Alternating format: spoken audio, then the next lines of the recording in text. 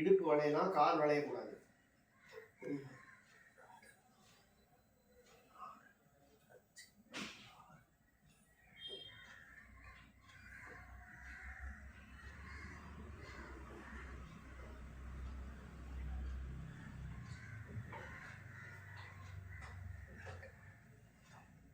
இது வந்து 20 தடவை பண்ணால் ஒரு சைடு 10 வருது கணக்கு.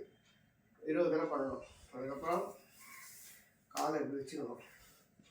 இப்படி நல்ல பட்டர்ஃப்ளை மாதிரி அழுத்தணும் காலை. அது மாதிரி ஒரு 20 தடவை பண்ணணும். ஒரு சேனல் ஆரம்பிச்சிடலாம்ப்பா. இந்த மாதிரி 20 தடவை பண்ணோன்னே அப்புறம் இப்படி ஒரு காலை இப்படி வச்சுக்கிட்டு ஒரு காலை ஃப்ரீயாக 10 தடவை பண்ணணும்.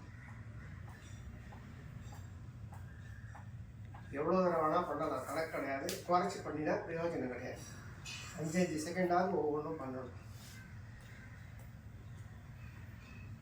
அதுக்கப்புறம் உட்காண்டே ஒரு தடவை இப்படி பண்ணணும். இடுப்பு மட்டும்தான் ஆடணும், தலை ஆடக்கூடாது. பண்ணும்போது கொஞ்சம் வலிக்கும். ஆனால் ஒரு 1 மணி நேரம் கழிச்சு மறுநாள் காலத்தால் நல்லா ஃப்ரீயாக இருக்கும். அது பண்ணும்போது கொஞ்சம் வலிக்க தான் வலிக்கும்.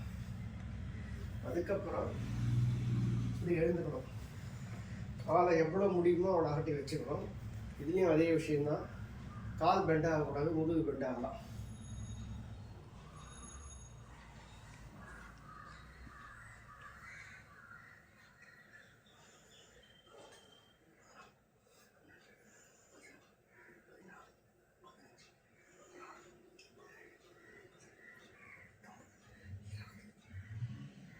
அதுக்கப்புறம் வயசாகிடுச்சுனா தோப்புக்காரங்க போட முடியாது. அதனால் இப்படி எதையாவது பிடிச்சிக்கணும். பத்திரம் இப்படி ஒரு 10 தடையாவது போகணும். நியாயமாக எதையும் பிடிச்சி காத்து தோப்புக்காரங்க போகணும். நமக்கு ஆள் விட்டு போகிறதால பேலன்ஸ் இருக்காது.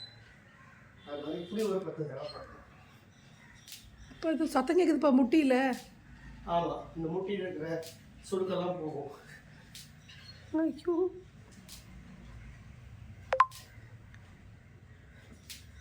இந்த முட்டியில் வர சத்தம் ஃபுல்லாக நிற்கிற வரைக்கும் பண்ணணும்.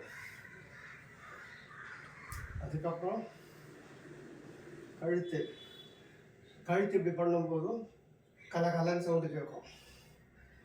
கேஸில் நரம்பெல்லாம் சுட்டின்னு இருக்கும். அது சரியாகும்.